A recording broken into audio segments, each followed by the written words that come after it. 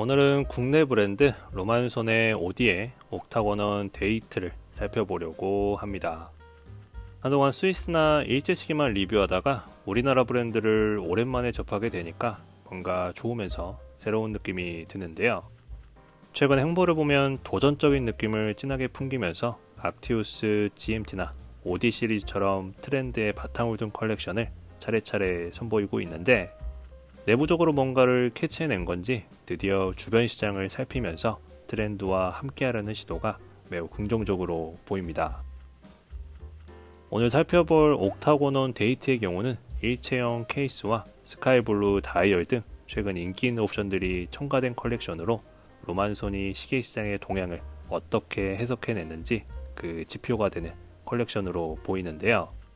애호가들에겐 익숙한 향기를 풍길 거고, 시계와 거리감이 좀 있는 분들에게는 공인된 실루엣으로 호기심을 자아내지 않을까 싶습니다. 오디에라는 컬렉션명답게 앞에서 말했던 근래 트렌드를 적나라하면서 적절하게 흡수한 모습이고요. 벌써 커뮤니티에서는 롤렉에 이어서 로틸러스라는 별명까지 붙여져 있습니다.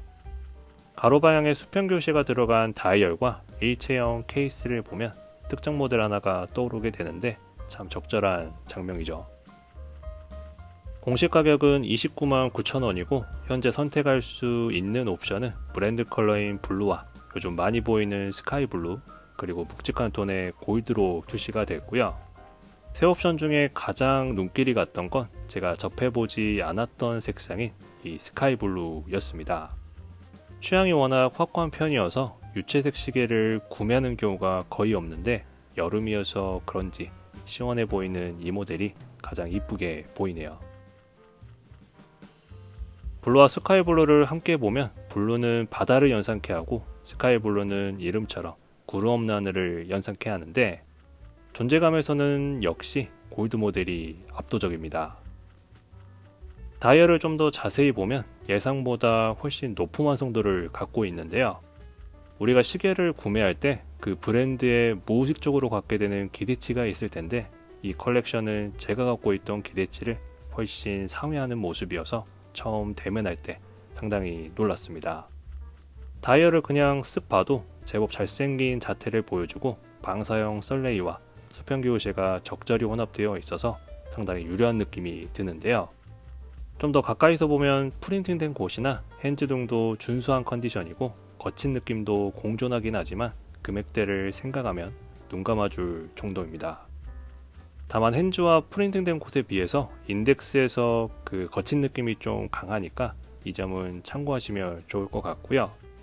전체적으로 보면 단면적이지 않고 깊이감이 있으면서 입체적인 느낌이 강한데, 글라스와 다이얼 간의 거리가 먼 점도 한몫하지만 양각 인덱스와 기호시가 들어간 다이얼 등 입체적인 요소들이 많은 게 그 이유로 보입니다.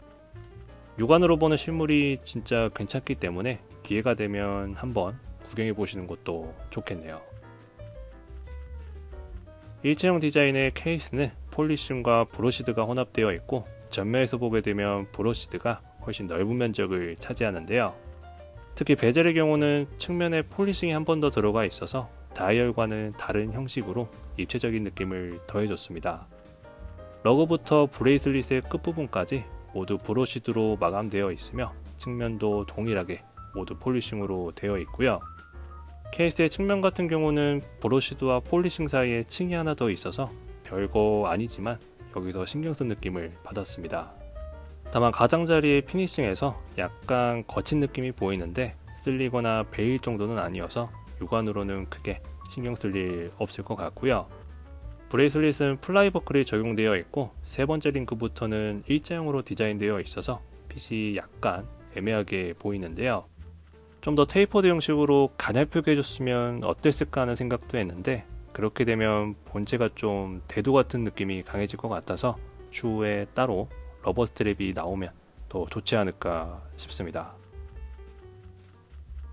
재원선 로트럭은 43mm로 상당히 짧은 축에 속하지만, 브레이슬릿의 첫 번째 링크가 고정되어 있어서 43mm보다는 조금 더 길게 봐야 되는데요. 17cm 조금 넘는 제 손목에 올려보면 크지도 작지도 않게 딱 무난하게 보입니다. 원래는 이것보다 좀 더 커 보여야 맞는데 케이스 사이즈가 38mm 정도 있지만 러그의 끝부분이 한 45도 정도 하단부로 향하고 있어서 잉크가 고정되었음에도 체감되는 럭투럭이 그다지 길어 보이진 않네요. 무브먼트는 미오타 2315가 들어가 있고 방수는 5기압으로 보편적인 스펙의 쿼츠 시계로 보면 되는데요. 2315 같은 경우는 시티즌의 쿼츠 무브먼트로 배터리 수명은 3년이며 기본적인 3NG의 데이트 기능을 제공하는 내구성 좋은 무브먼트로 보시면 되겠습니다. 근데 금액대가 조금 올라간다고 하더라도 기계식으로 나온다면 반응이 제법 쏠쏠할 것 같은데 기계식 모델도 가까운 시일에 한번 만나봤으면 좋겠네요.